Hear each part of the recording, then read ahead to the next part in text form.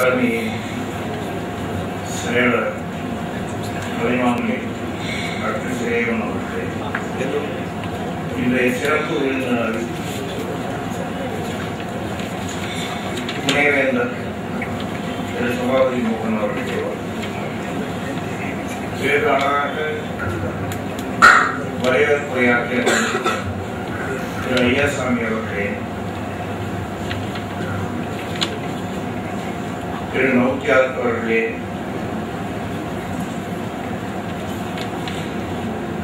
திரு முத்துவேல் அவர்களே மற்றும் திரு சேகன் அவர்களுக்கு உறுதுணையாக இருந்த கோஆர்டினேட்டர்ஸ் அவர்களே, மாணவர்களே, பத்திரிகையாளர்களே, ஏற்கனவே 4 நாட்கள் நீங்கள் ஐயாசாமி சொல்லியது போல் வந்து 1 மணி நேரம் பேசிவிட்டு போகிறார்கள். நீங்கள் காலையில் 10 மணியிலிருந்து மாலை 6 மணி 7 மணி வரையும் இருந்து கேட்டுக்கொண்டிருந்தீர்கள் என்று சொன்னார். ஆனால் மீண்டும் உங்களை போரடிக்காமல் சுருக்கமாக சொல்கிறேன். இந்த ஒர்க்ஷாப் அது அறிவியல்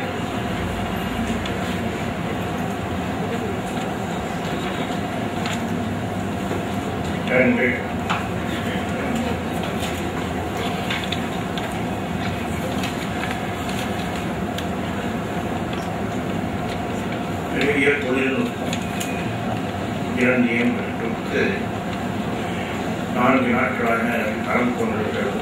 நீங்களும் அதில் பங்கேற்றுக் கொண்டிருக்கிறீர்கள். சயின்ஸ் என்று சொல்லும் பொழுது நாம் ஒவ்வொரு நிமிடமும் அதிலே தான் இருக்கிறோம். காற்று, தண்ணி எல்லாமே சயின்ஸ் தான் வருகிறது. சுருக்கமாக சொன்னால் science is the father of the invention என்று சொல்வார்கள். அது விஞ்ஞானம் இல்லை என்றால் ஒன்றுமே இல்லை. அந்த விஞ்ஞானத்தை வைத்து நாம் எவ்வளவு தூரம் முன்னேறி இருக்கிறோம் என்று சிறிதை யோசித்து நமது வளர்ச்சி விஞ்ஞான வளர்ச்சியா அல்லது விஞ்ஞான வளர்ச்சி நமது வளர்ச்சியா என்பது ஒரு கேள்விக்குறியாக. இன்றைக்கு விஞ்ஞானம் எவ்வளவு தூரம் வளர்ந்திருக்கிறது. நாம் அந்நிய நாடுகளோடு போட்டி போடும் அளவுக்கு இன்றைக்கு நம் நாட்டில் விஞ்ஞானிகள் இருக்கிறார்கள். விஞ்ஞானமும் வளர்ந்திருக்கிறது. சுருக்கமாக சொன்னால் சந்திராயன் காட்டுவார்கள். அதுபோல் சிறந்த விஞ்ஞானிகள் நம்மிடையே இருக்கிறார்கள். ஒவ்வொருவருடைய திறமைக்கு அவர்களை ஊக்குவிக்கும் மனம் இல்லை.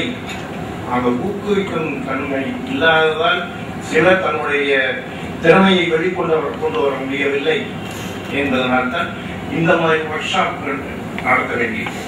இந்த ஒர்க் ஷாப்னால் நிச்சயமாக பலன் உண்டு. ஏனென்றால் நீங்கள் படித்து தெரிந்து கொள்வதை விட கேட்டு தெரிந்து கொள்வது அதிகம். கேட்டு தெரிந்து கொள்வது என்றால் பலர் படித்துவிட்டு ஒவ்வொருவரும் அவர்களுடைய கருத்தை சொல்லும் பொழுது நீங்கள் அவ்வளவை படித்திருக்க முடியாது. அதனால் கேள்வி ஞானம் எப்பொழுதுமே அதிகமாகவும் சிறப்பாகும். அந்த கேள்வி ஞானத்திற்காக இந்த ஒர்க் ஷாப் உங்களுக்கு வழிவகுத்திருக்கிறது. இதை ஏற்பாடு செய்த திரு சேகன் அவர்களையும் நாம் பாராட்ட வேண்டும். ஏனென்றால் சேகன் அவரை பார்க்கும் பொழுது எறும்பு கூட சிறிது சோம்பேறித்தனமாக இருக்கிறது என்று தோன்றும்.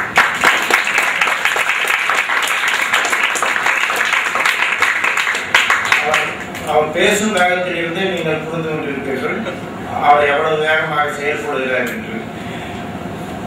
இப்பொழுது எம்டிஏ சொல்லி அறிமுகப்படுத்தினார். அவருடைய அறிமுக முறையிலேயே எப்படி ஆரம்பித்தது, எப்படி வளர்ந்தது, இனி எப்படி வளர்க்கப் போகிறோம் என்ற அளவுக்கு சுருக்கமாக வேகாடாக எடுத்து சொன்னார். அந்த அளவுக்கு அவர் தன்னுடைய மனதில் ஒரு உறுதியை கொண்டு இதை நடத்தி கொண்டிருக்கிறார் என்றால் நிச்சயமாக அவருக்கு எனது பாராட்டுகிறேன். மாணவர்களாகிய உங்களுக்கு ஒன்றே ஒன்று சொல்லிக் கொள்ள விரும்புகிறேன். அதாவது nothing can be changed by changing the face, but everything can be changed by facing the changes.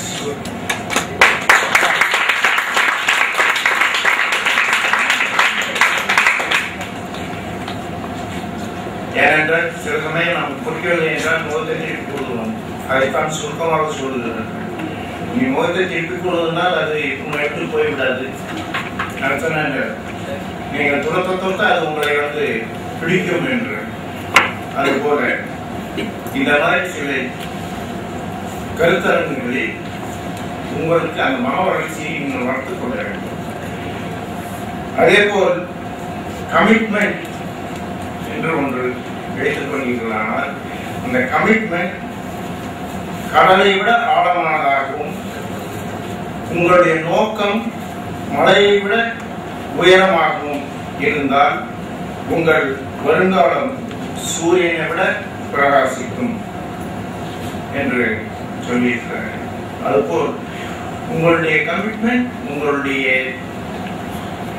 Thinking capacity R the ambition, அதுதான் இங்க மோட்டிவேஷன். மோட்டிவேஷன் உங்களுக்கு ஆம்பிஷன் இருந்தால் தான் மோட்டிவேட் பண்ண முடியும். அந்த ஆம்பிஷனே இல்லை அப்படின்னாக்கா மோட்டிவேஷன் எங்க இருக்கு பண்றது? அதனால முதல்ல ஆம்பிஷன் வேணும். அதை சுருக்கமாக சொல்ல வேண்டும் என்றால் உங்களுக்கு எல்லாம் தெரியும். இந்த கவிஞர் பாரதியுடைய பாடல், ஒவ்வொரு பூக்களும் சொல்லுகிறதே வாழ்வென்றால் போராடும் போர்க்களமே, ஒவ்வொரு விடியலும் சொல்லுகிறதே இரவானால் பகலென்று ஒன்று வந்திடும், நம்பிக்கை என்பது வேண்டும் நம் வாழ்வில், லட்சியம் நிச்சயம் வெல்லும் ஒரு நாளில், மனமே ஓ மனமே நீ மாறிவிட, மழையோ இது பனியோ நீ மோதிவிடு, ஒரு கனவு கண்டால் அதை இனம் முயன்றால் ஒரு நாளில் நிஜமாகும். டாக்டர் அப்துல் கலாம் அவர்கள் சொன்னது கனவு காணுங்கள் கனவு காணுங்கள் என்று சொன்னார். கனவு காணுவது என்றால் கனவு காண்பது மட்டும் அல்ல, கனவை காண்டு அந்த கனவை நினைவாக நாம் முயற்சிக்க வேண்டும். அந்த முயற்சியில் தான் நாம் எவ்வாறு இயங்குகிறோம், நாம் எவ்வாறு செயல்படுகிறோம் என்பது மற்றவர்களுக்கு தெரியும். நம்முடைய வளர்ச்சியும் அதுதான் நம்பிக்கைகள். அந்த மாதிரி நம்முடைய ஒரு உறுதியான மனவழியையும் உறுதியையும் நாம் வளர்த்துக் கொண்டேனால் நிச்சயமாக வளர்ச்சி நமக்கு, நம் நாட்டிற்கு என்பது எல்லோருக்கும் புரியும். இந்த கருத்தரங்கை ஏற்பாடு செய்து இதில் இந்த நிறைவு விழாவில் என்னை தலைமையாக வாய்ப்பளித்ததற்கு எனக்கு அவர்களுக்கும் நன்றி. இதில் 3 மாநில கல்லூரி ஆசிரியர்கள் வந்து பெற்றிருக்கிறார்கள். எதற்கு அவர்களை குறிப்பாக சொல்கிறேன் என்றால், நானும் அந்த கல்லூரியை பழைய மாணவன். அவர்களை நான் அலுமினி அசோசியேஷனுக்கு செல்லும் பொழுது பார்ப்பேன். அந்த அலுமினி அசோசியேஷனில் நீங்கள் தொடர்பு வைத்துக் கொண்டே இருக்க வேண்டும். அப்பொழுதுதான் உங்களுக்குள் உள்ள தொடர்பும் நீடிக்கும், மற்றவர்களுடன் தொடர்பு வளர்ச்சி அடையும், புதிதாக வளரும். அது இல்லை என்றால் நாம் உண்டு நம் வாழ்க்கை உண்டு என்று இருந்தால் நாம் தனித்துதான் இருக்க வேண்டும். அத்தோடு நம்முடைய வாழ்க்கை முடிவதல்ல. நமக்கு நிச்சயமாக நண்பர்கள் வேண்டும், நண்பர்களாம் வளர வேண்டும், மற்றவர்களுக்கு உதவி செய்ய வேண்டும். இப்பொழுது சொன்ன சமப்ல சயின்ஸ் பாமர மக்களுக்கு போய் சேர வேண்டும் என்பதற்காகத்தான் இதை யாருக்கு நடத்தினார்கள் என்றும், அந்த பாமர மக்களுக்கு போய் சேருவது எப்படி என்பதுக்கு இன்னும் கொஞ்சம் பேர்த்தை சேர்த்தணும் அப்படின்னாங்க. இன்னும் கொஞ்சம் பேர்த்தை சேர்த்தனாலும் மற்றும் போதாது. ஆனால் இதில் பங்கு கொண்ட ஒவ்வொருவரும் குறைந்தது நாம் ஒரு 10 பேர்த்துக்கு சொல்லுவோம் என்று சொன்னால்தான் 30 பேர் 50 பேர் 100 பேர் போட்டாலும் 100 பேர் இங்க கேட்டுட்டு போயிட்டு அவங்க உட்காந்துட்டாக்கா எப்படி போய் சேரும்? இது பரவாயில்ல. அதனால நமக்கு அந்த ஒரு கன்விக்ஷன் வேணும். இங்கே நம்ம கற்றுக்கிட்டதை மற்றவங்களுக்கு எடுத்து சொல்லணும், மற்றவங்களுக்கு போய் சேரணும் அப்படிங்கிறது வரணும். அதுதான் சோஷியல் சர்வீஸ். அதை பகிர்ந்து உணர்வு அப்படிங்கும் போது இந்த அறிவு வளர்ச்சி மற்றும் அறிவு களஞ்சியத்தை நாம் பகிர்ந்து கொள்ளும் பொழுதுதான் நமக்கு நிச்சயமாக அது மேலும் வளர்வதற்கு வாய்ப்பு. அது இல்லாமல் நாம் படித்ததை நம்மோடு வைத்துக் கொண்டால் யாருமே அவர்களுக்கும் தெரியாது, நாமும் அதை தெரிந்து கொள்ள மாட்டோம். நாம் மனதளவில் கற்றுக்கொண்டோம் என்று மாத்திரம் இருக்கும்.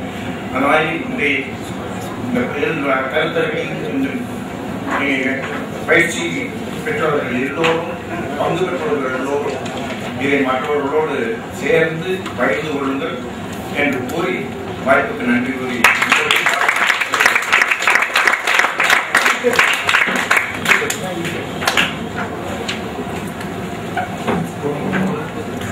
அன்பர்களே, நீதியரசர் அவர்கள் அற்புதமான ஒரு வேண்டுகோளை மாணவ செல்வங்களுக்கு விடுத்திருக்கின்றார்.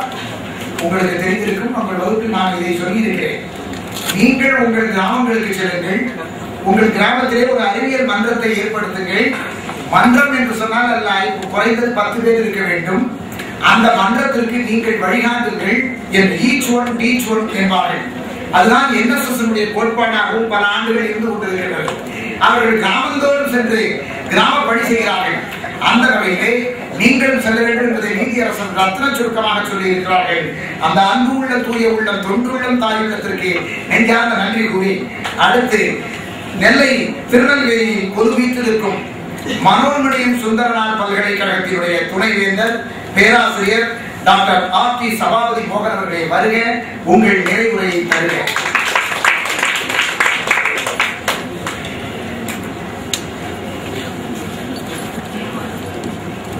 இரவும் பகலுடன் உரசிக் கொள்ளுகிற இந்த அந்தி மாலை பொழுது பயனுள்ள ஒரு நிகழ்வாக அறிவியல் ரீதியான கருத்துக்கள், அறிவியலை புரிந்து கொண்டு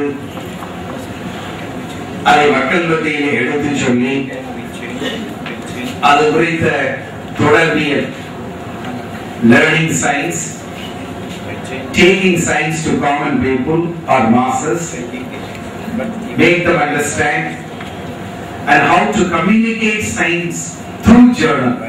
The last question is very important. How to communicate it through journal. Whether the journals are communicating or not, that itself is a question. இது குறித்த ஒரு அற்புதமான ஒரு நிகழ்வை 5 நாட்கள் நடத்தி வெற்றி கண்டிருக்கிற என் அன்பிற்கும் பாராட்டுதலுக்கும் உரிய அகில இந்திய வானொலி நிலையத்தினுடைய துணை இயக்குனரும்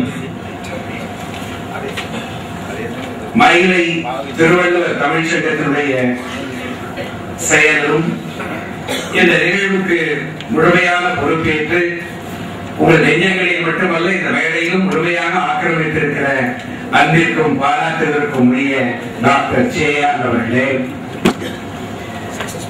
தலைமையேற்று அற்புதமான கருத்துக்களை கண்ணின் மணிகளுக்கு வழங்கி எதிர்காலத்தை பற்றிய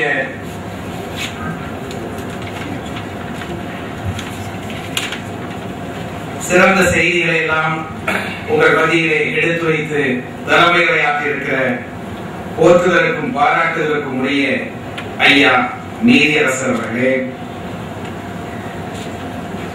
இந்த நிகழ்ச்சியிலே பங்கேற்று வாழ்த்துறை வழங்க இருக்கிற distinguished scientist from Lucknow, Dr. C.M. Nathia, நன்றியுரை வழங்க இருக்கிற முத்துவேல், நிகழ்விலே பங்கேற்று சிறப்பு சேர்க்கிற பெருமைக்குரிய பேராசிரியர்கள் doctor Sambasivam, doctor Subbaiah Pandi, doctor Arul Aaron ஆகிய வணக்கத்திற்குரிய பேராசிரியர் பெருமக்களே,